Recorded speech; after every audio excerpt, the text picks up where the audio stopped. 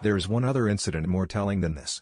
On the 6th of March, 1938, a meeting of the Bhangis was held at Kasarwadi, behind Woollen Mills, Dadar, Bombay, under the chairmanship of Mr. Indulal Yadnik.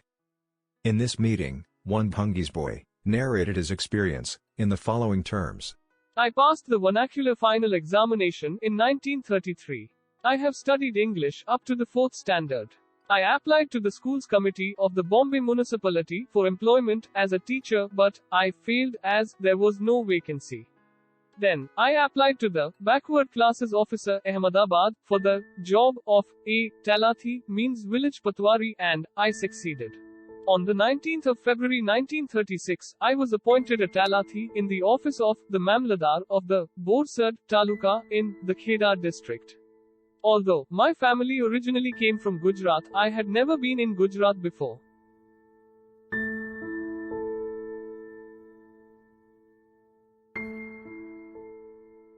This was my first occasion to go there.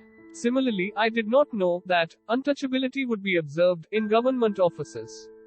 Besides, in my application, the fact of my being a Harijan was mentioned, and so I expected that my colleagues in the office would know beforehand who I was. That being so, I was surprised to find the attitude of the clerk of the Mamladar's office when I presented myself to take charge of the post of the Talathi. The Karkun contemptuously asked, "Who are you?" I replied, "Sir, I am a Harijan." He said, "Go away. Stand at a distance. How dare you stand so near me? You are in the office. If you were outside, I would have given you 6 kicks. What audacity to come here for service." Thereafter, he asked me to drop on the ground my certificate and the order of appointment as a Talathi. He then picked them up.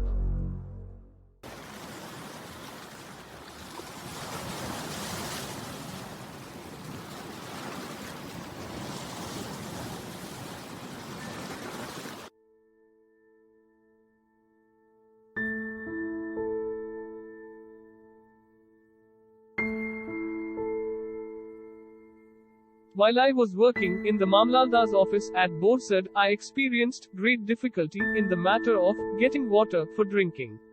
In the veranda of the office, there were kept cans containing drinking water. There was a waterman in charge of these water cans. His duty was to pour out water to clerks in office whenever they needed it. In the absence of the waterman, they could themselves take water out of the cans and drink it. That was impossible in my case. I could not touch the cans, for my touch would pollute the water. I had, therefore, to depend upon the mercy of the waterman. For my use, there was kept a small rusty pot. No one would touch it or wash it except myself. It was in this pot that the waterman would dole out water to me. But I could get water only if the waterman was present. This waterman did not like the idea of supplying me with water. Seeing that I was coming for water, he would manage to slip away, with the result that I had to go without water, and the days on which I had no water to drink were by no means few.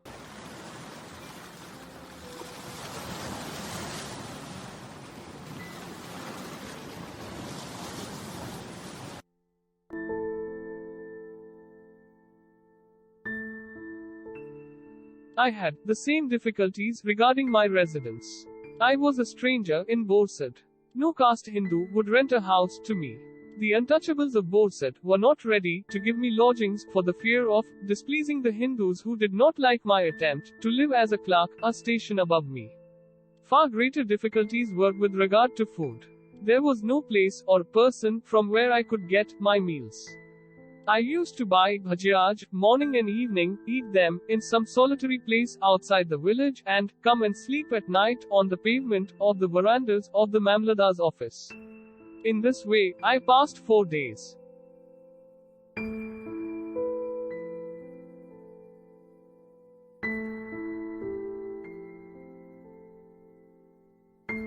All this became unbearable to me. Then, I went to live at Gentral, my ancestral village. It was 6 miles from Borsad. Every day, I had to walk 11 miles. This I did for a month and a half. Thereafter, the Mamladar sent me to a Talathi to learn the work. This Talathi was in charge of 3 villages, Gentral, Khapur and Sagepur. Gentral was his headquarters. I was in Gentral with this Talathi for 2 months. He taught me nothing, and I never once entered the village office. The headman of the village was particularly hostile. Once he had said, "You fellow, your father, your brother are sweepers who sweep the village office, and you want to sit in the office as our equal? Take care, better give up this job."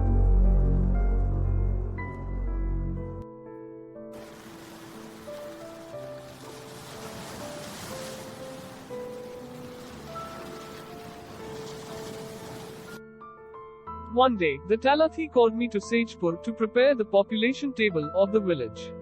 From Gentral, I went to Sagepur. I found the headman and the Talathi in the village office doing some work. I went, stood near the door of the office and wished them good morning, but they took no notice of me. I stood outside for about 15 minutes. I was already tired of life and felt enraged at being thus ignored and insulted. I sat down on a chair that was lying there. Seeing me seated on the chair, the headman and the Talathi quietly went away without saying anything to me. A short while after, people began to come, and soon, a large crowd gathered around me.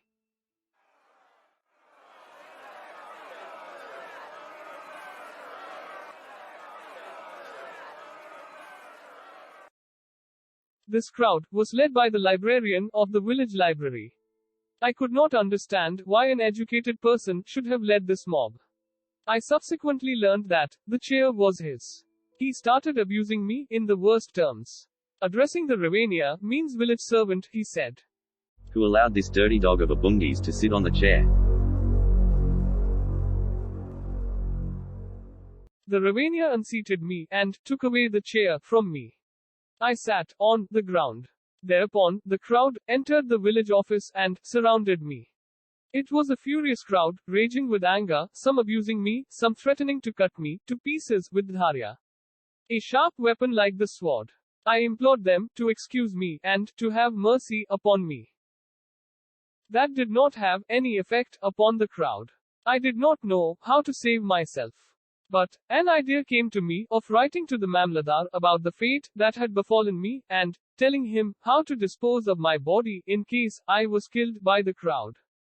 Incidentally, it was my hope that if the crowd came to know that I was practically reporting against them to the Mamladar, they might hold their hands. I asked the Ravania to give me a piece of paper, which he did. Then, with my fountain pen, I wrote the following on it in big bold letters so that everybody could read it.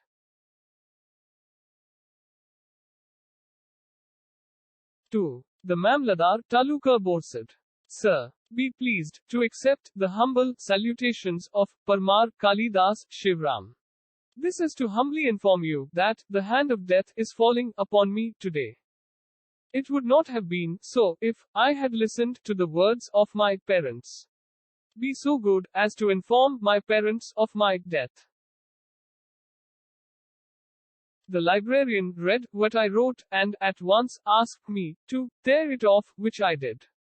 They showered upon me innumerable insults. "You want us to address you as our Talathi. You are a Bhangi, and you want to enter the office and sit on the chair?"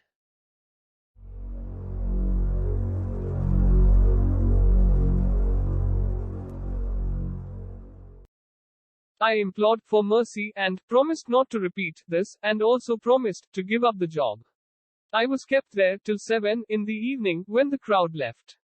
Till then, the Talathi and the Mukhiya had not come. Thereafter, I took 15 days leave and returned to my parents in Bombay.